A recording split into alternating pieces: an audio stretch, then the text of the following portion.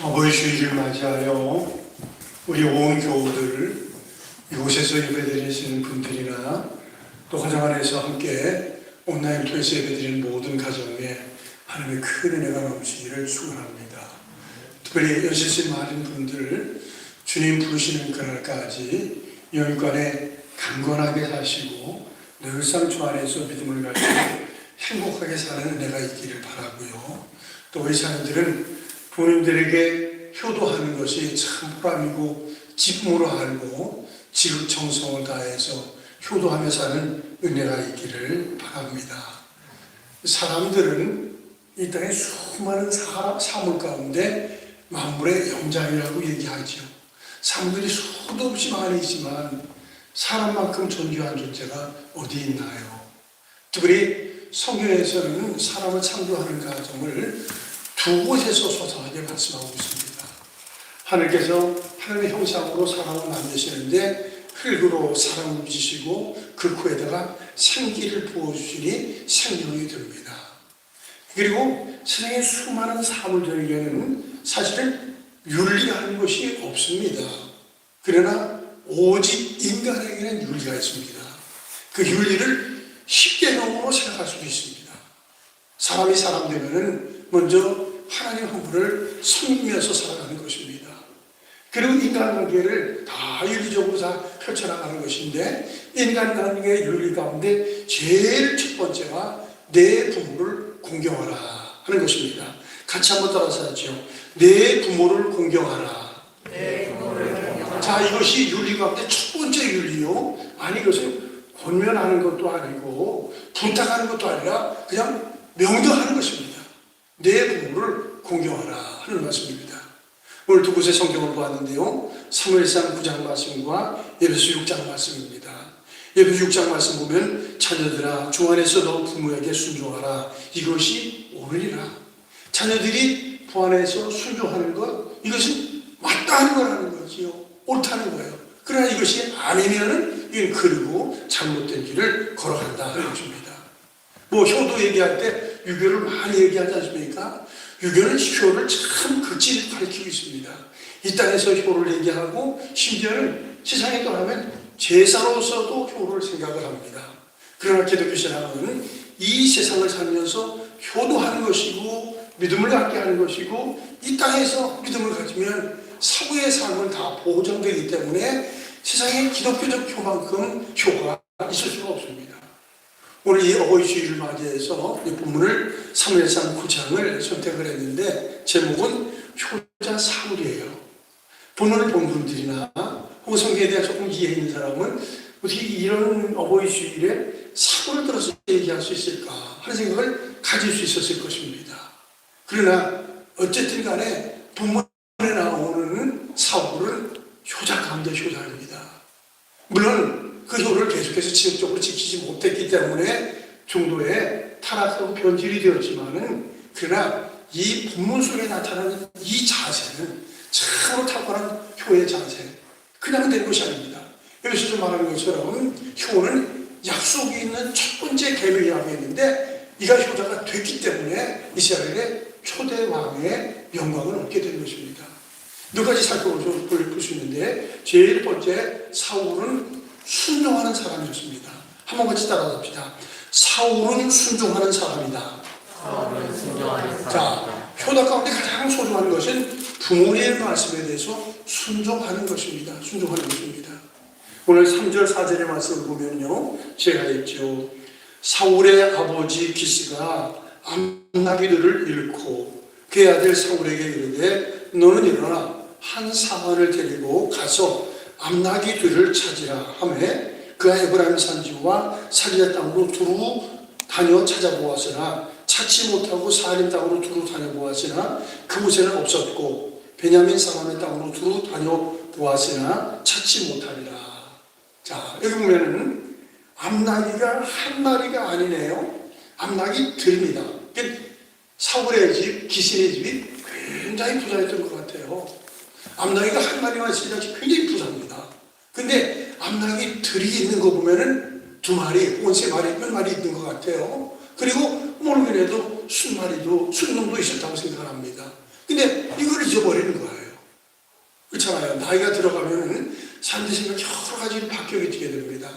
소위 말하는 이성적 감정, 이 소위 말하는 에로스라는 것이 자꾸만 줄어드는 거예요.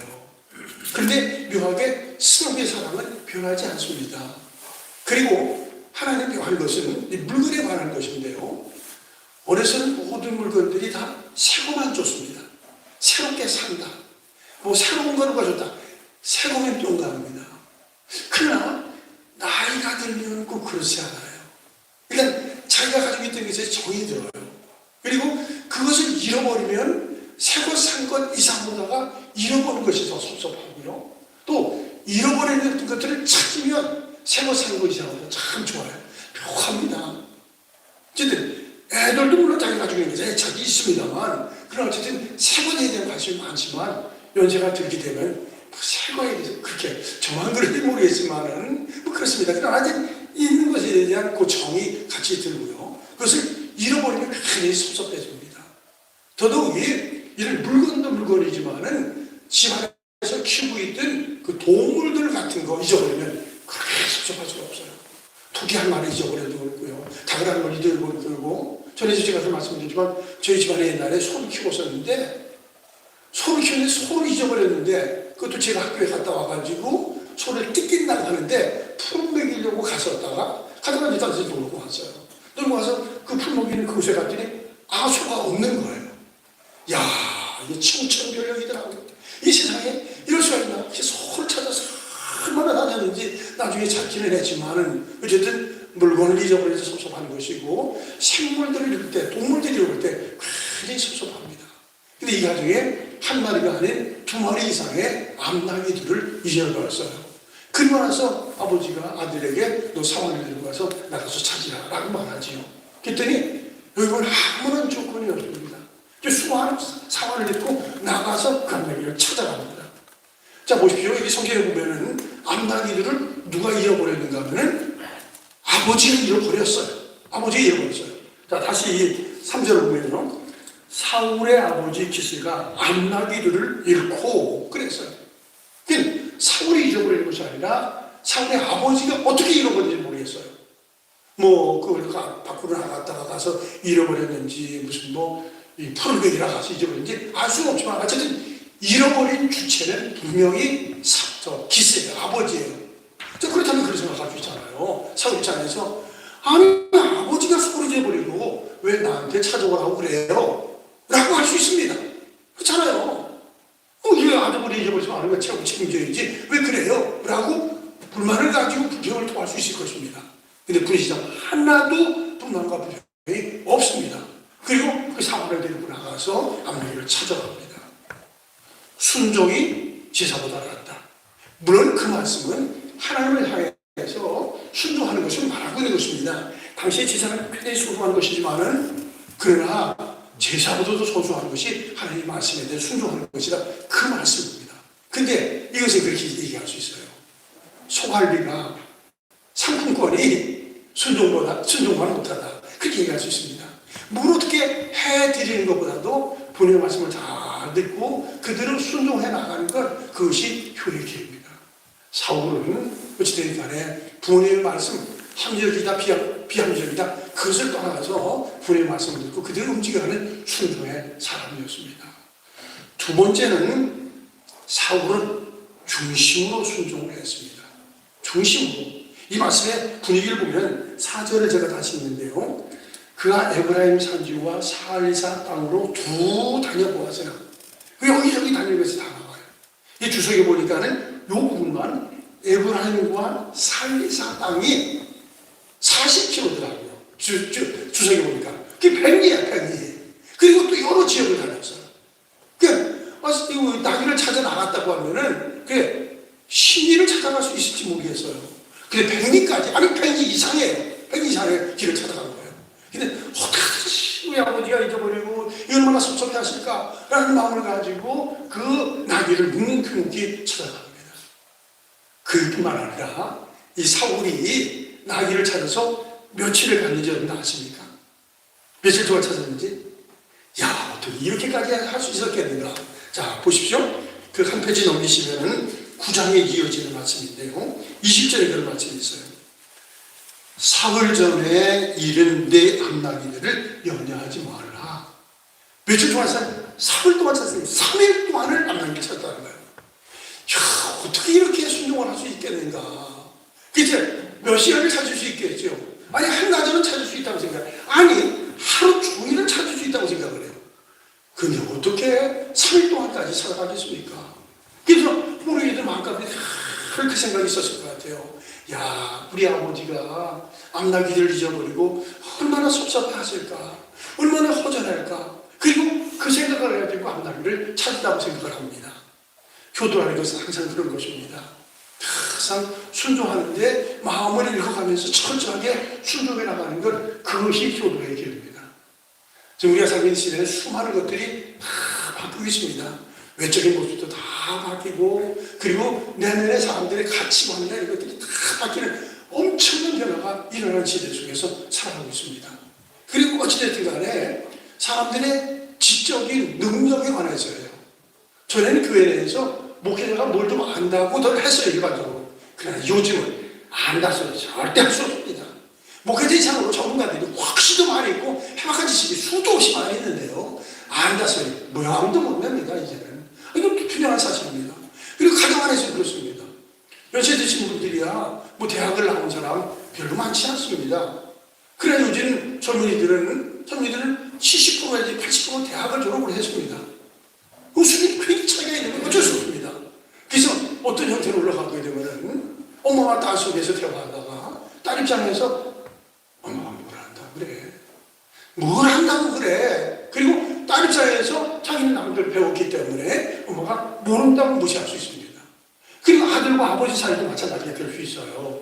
아버지 무슨 경험이 그렇게 소중해? 학문이라는 게 뒷받침되고 과학이라는 것이 있는 것인데 어떻게 그렇게 무식한 소리네? 그렇게 비난할 수 있습니다. 그것이 이 세대의 변화 속에서 일어나는 현상들입니다. 그러나 어쨌든 여기 사울은 참 아름다운 모습을 가지고 있는데 아버지가 잃어버리는 나귀를 찾아가고 그것도 100리길 넘게 찾아가고 그리고 하루 이틀 사흘씩이나 찾아가는 아마 이게 군 말 할 수도 없겠죠. 군 마음도 없었던 것 같아요. 묵묵하게 그 일을 진행하는 정말 탁월한 이 사울의 효심이 지극한 마음입니다. 그리고 더더욱이 놀라운 것은 이 사울이라는 사람은 아버지의 마음을 읽어가는 사람입니다. 마음을 읽어가요. 참 소중한 거예요. 인간관계에서 가장 소중한 것은 상대의 마음을 읽어가는 것입니다. 거기 이용하는 것이 아니라 그 마음을 읽어서 그 마음을 맞게 해나가는 것, 그것이 인간관계에 아주 탁월한 요인이 되어진 것입니다. 근데 여기 보십시오. 100리길 넘게 사흘 동안 쭉 다녔어요. 그리고 나서 이제 사울이 사울에게 돌아가자고 얘기를 해요. 5절의 말씀을 같이 한번 읽죠. 시작. 그들이 숲 땅에 이른 때에 사울이 함께 가던 사울에게 이르되 돌아가자. 내 아버지께서 암나기 생각은 고사하고 우리를 위하여 걱정하실까 두려워하노라 하니. 자, 3일 지나면서 사울에게 사울이 얘기하죠. 이제는 집으로 돌아가자. 그리고 아버지 기스가 암나기 잃어버린 거 처음에 신경 썼지만은 이틀이 지나고 3일이 지나가지고 야, 우리를 잃어버렸을까 걱정할 것 같아. 그리고 아버지 생각을 잊습니다. 참 지혜롭습니다. 어쨌든 효도라는 것은 다른 것이 아닙니다. 부모님의 마음을 읽는 것입니다. 부모님의 마음을 이해하는 것입니다. 그리고 그 마음에 합당하게 처신을 처하는 것, 그것이 효도의 지름길입니다. 지난번에 부모님과 대화하면서 그런 얘기를 나눴어요. 자기 모친이 88세인데 돌아가시게 되면 자기가 이렇게 해야 돼 하는데 후회가 그냥 남은 것 같아가지고 후회 없이기 위해서 그 일을 했다. 그런 얘기를 하더라고요. 그래서 아직도 다 저하는 거 아니지만은 어머니가 88세 노인인데 자기가 어머니 모시고 생활이 괜찮은 집안이에요. 모시고서는 이곳저곳 다니면서 맛집 탐방을 한답니다. 그래서 어머니가 건강이 좋을 때, 기분이 좋을 때 어머니 오늘 같이 나가지요. 그러고 나서 가서 맛있는 걸 사드리고 돌아오는데 그렇게 어머니가 좋아할 수 없다는 거예요. 내가 예를 들어서 내가 받고 입사 생각하면 그렇지는 않을 텐데 그럼 어쨌든 그 아들의 입장에는 우리 어머니가 가장 좋아할 것이 무엇인가 생각하면서 그 일을 하고 있다는 거예요. 그래서 그 사람이 하는 얘기는 그래 내가 언젠가 우리 어머님이 그 아마 미식가인 것 같아, 그 어머니가. 그렇게 음식을 좋아하시는데 내가 음식 대접하지 못했는데 이 돈이 무슨 소용이 있겠는가. 이거 후회를 없애기 위해서 그 일을 한다. 그 일을 하더라고요. 그것도 하나의 지혜가 아닌가 하는 생각을 해요. 여러분들이 잘 아시는 시지만 송강 정철 씨가 이런 부분을 다루고 있어요. 아버님 나를 낳으시고 어머님 나를 기르시니 두 분 곧 아니면 이 몸이 살았을까. 어버이 살아계실 때 숨기기를 다하여라. 지나간 후면 애달다 어찌하리요. 평생 고쳐 못할 일 이뿐인가 하노라. 참 정철이 참 탁월한 시인이라고 생각을 해요. 이제 효도하는 것은 살아계실 때 해야지 이미 돌아가시면 그거 가지고 후회한들 무슨 소용이 있겠느냐 그 얘기예요. 이 말씀을 준비하면서 제 생각이 나더라고요.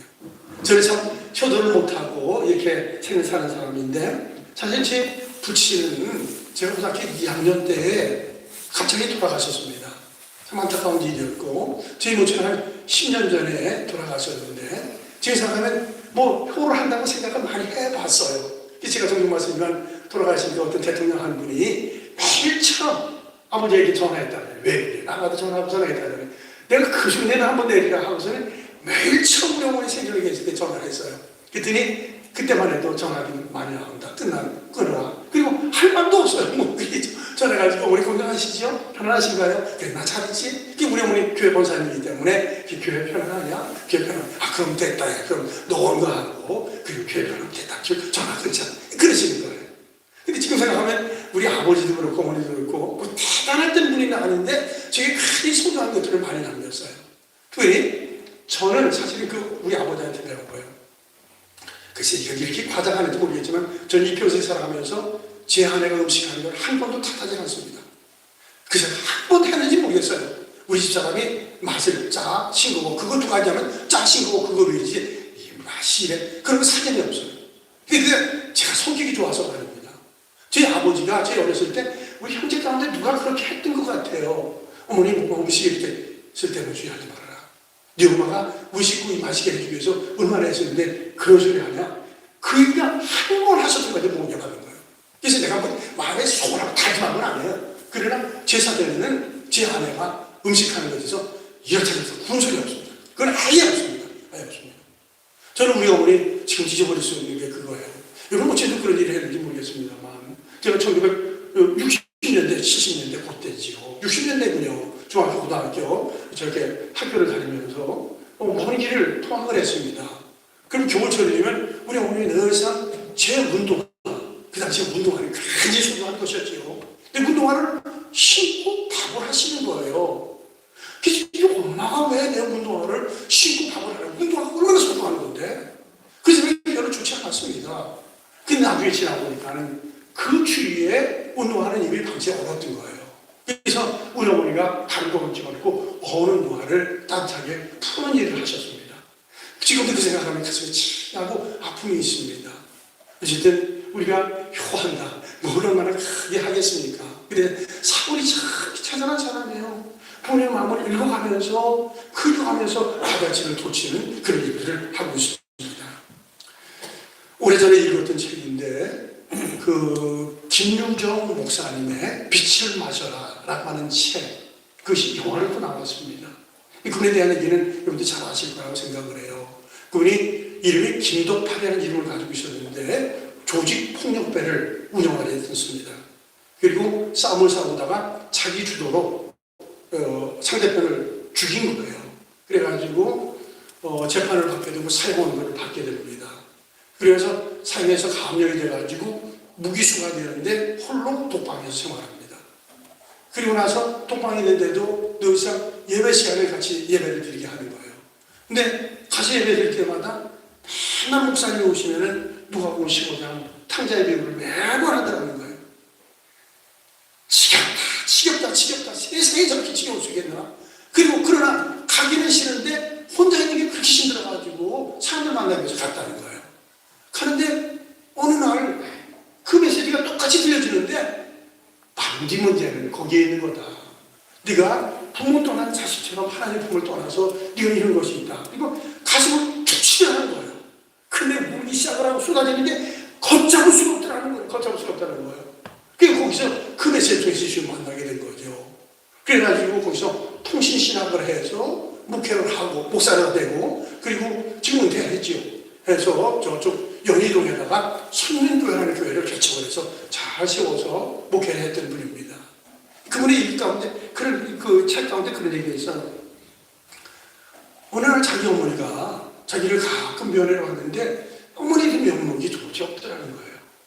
그런데 언제부턴가 어머니가 자기를 매일 처음 면회 온다는 거예요.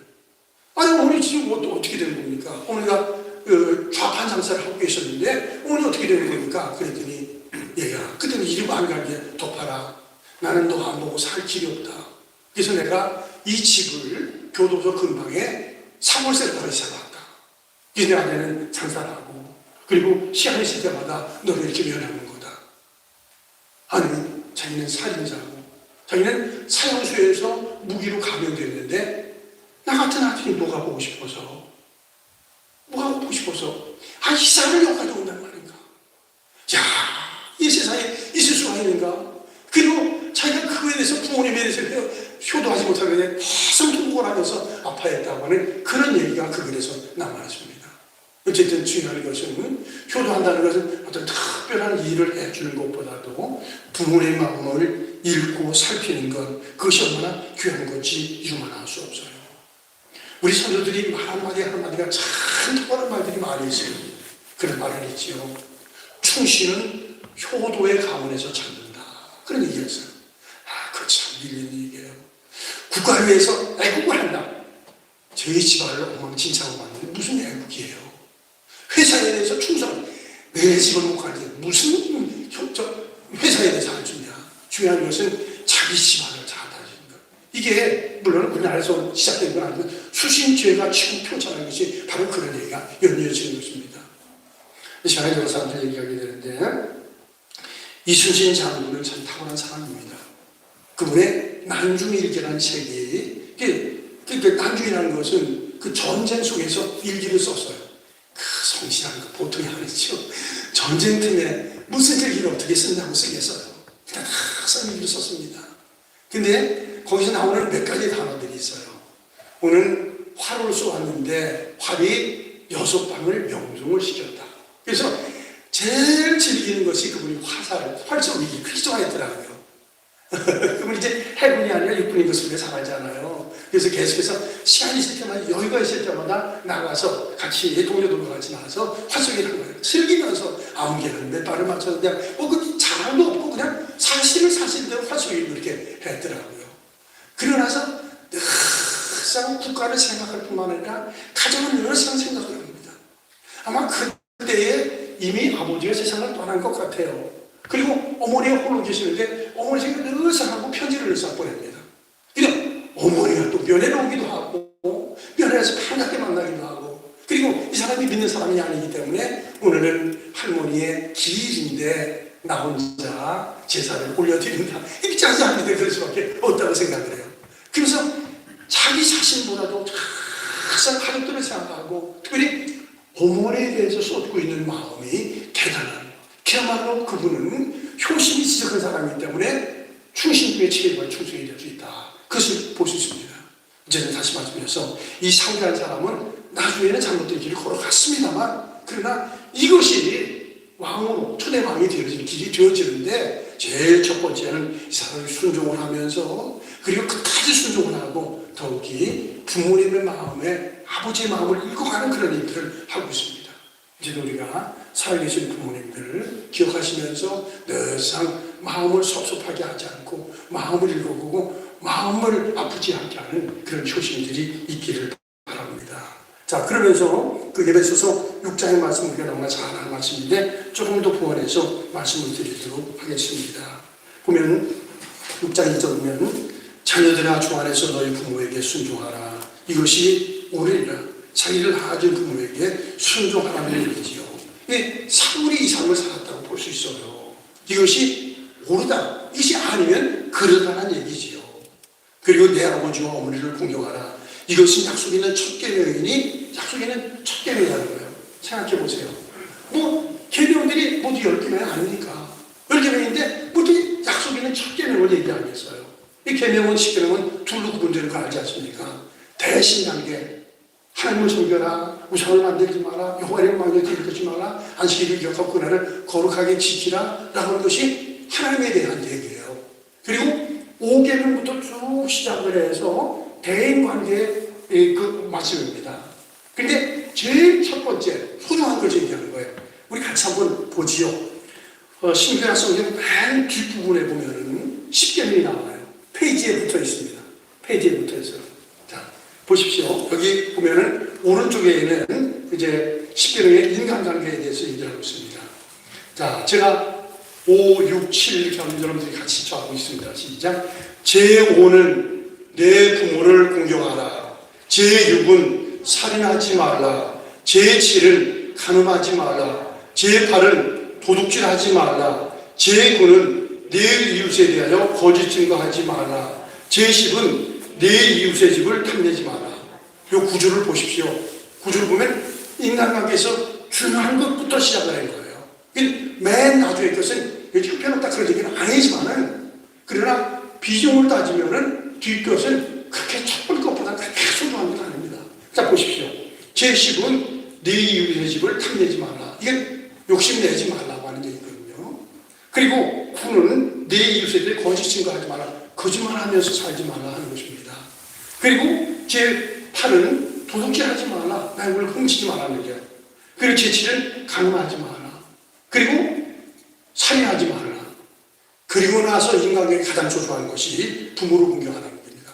다시 말해서 부모님 공경이라는 것은 살인보다도 소중한 계명이고, 그리고 간음보다 더 소중한 것이고, 그리고 도둑질과 거짓말과 그 탐심보다 더 소중하다는 얘기예요. 그래서 약속에는 첫 번째 계명이라는 사실이 참 소중하다. 거듭 말씀드리지만 출신을 해서 효도의 지금에서 찾을 수밖에 없는 것입니다. 자기 분명에 효도하지 않고 충성, 국가에 대해서 뭘 한다고 생각을 할 수가 없는 것입니다. 늘상 부모에 대해서 충성을 하는 것이고, 그리고 거듭 말씀하면 이것들이 약속이 있는 첫 번째 계명이 된다 하는 사실인데, 이것이 되면 삶이 보장이 되고, 사울, 주목해 말씀드려서 미안하지만 우리는 너무 뒤를 안 좋게 생각해요. 못 지켜는 것일 뿐이에요. 그러나 이스라엘의 초대 왕으로 세워진 애는 그냥 세워진 게 아니에요. 누가 봐도 타고납니다. 집안도 좋은 집안이었습니다. 그리고 그 사람한테 준수한 사람이라고 얘기합니다. 그것이 문제가 아니라 이 얘기는 효심이 지극히 있었다는 거죠. 아버지의 말씀에 대해서 순종하는데 정말 철저하게 순종하라고. 더욱이 아버지의 마음을 읽어가면서 만에 안에 아버지 마음이 아파할까 하는 것을 생각하면서 효하는 삶을 살았고, 그 결과 이스라엘 초대원이 되었습니다. 물론 제가 왕이 되다는 얘기는 아닙니다. 그러나 사울의 이면을 본받으면서 우리도 부모에게 순종하는데 부모의 마음을 늘상 읽어가면서 마음을 아프게 아니라 마음을 기쁘게 하는 그런 삶을 사는 우리 모두가 되어지기를 축원합니다.